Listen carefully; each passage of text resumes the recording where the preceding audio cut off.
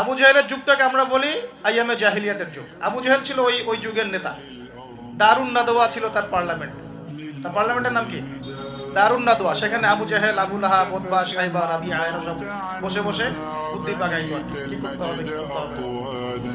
By the way, এই আবু জেহেল, আবু লাহাবরা কিন্তু আল্লাহকে বিশ্বাস করতো। আল্লাহ বলে যখন আছে এবং আল্লাহর কাছে যে ফিরে যেতে হবে এটাও তারা বিশ্বাস করতো কিছু কিছু ক্ষেত্রে। কিন্তু আল্লাহ পাকের কোনো বিধান তারা মানত না। আল্লাহ পাকে পাওয়ার জন্য মাধ্যম পূজা করতো।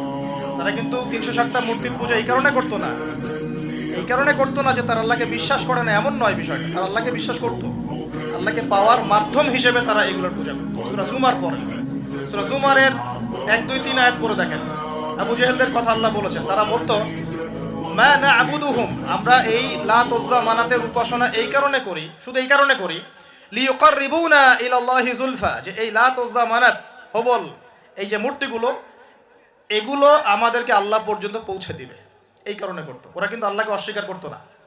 এমনকি বদর যুদ্ধে যাওয়ার সময়ও আবু জেহেল কিন্তু কাবা ঘরে দোয়া করে গেছে। তারা কিন্তু হজ ওমরাও করতো, বিকৃত হজ ওমরা করতো। তো এটা মনে করবেন না যে আবু জেহেলরা আল্লাহকে বিশ্বাস করতো না। এবার আবু জেহেলকে চিনতে পারছেন? আবু জেহেল কেমন ব্যক্তি? যে আল্লাহকে বিশ্বাস করে ঠিকই, কিন্তু আল্লাহ পাকের কোনো বিধান মানতে চায় না। তো এখন এই 90 আবু জেহেলরা আমাদের সমাজে আছে কি নাই বলে? আমি কি মিলাইতে পারতেছি? আমি আমার চেষ্টা করছি আপনাদেরকে সহজ করে বোঝানোর জন্য, কিন্তু পারছি কিনা জানি না। অনেক সময় হয় কি যে নিজেরা অনেক কিছু বুঝি কিন্তু বোঝাতে পারি না। বোঝাতে পারাটাও একটা আল্লাহ পাকের রহমত।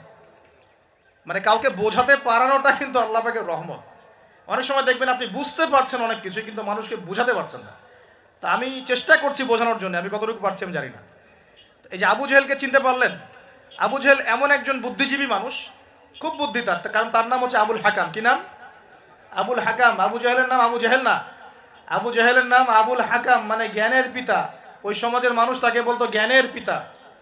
জ্ঞানের পিতা, ফিলোসফার, সে দার্শনিক, সে বুদ্ধিজীবী। বুঝতে পারছেন না কথা?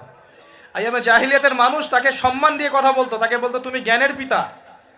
তা আমাদের ইসলাম তাকে আবু জেহেল কেন বলছে তাহলে? কারণ সে আল্লাহ পাককে চিনতো, আল্লাহ পাককে চেনার পরেও আল্লাহ পাকের বিধানকে সরাসরি বিরোধিতা করেছে। কোনো অজ্ঞ মানুষ কাজ করতে পারে? এখন বলেন এরকম মানুষ সমাজে আছে কি নাই? এই 90 আবু জেহেলরা আছে না নাই? আছে রে ভাই, আছে, আছে না? এরকম মানুষও পৃথিবীতে সমাজে আছে। তো এখন বলেন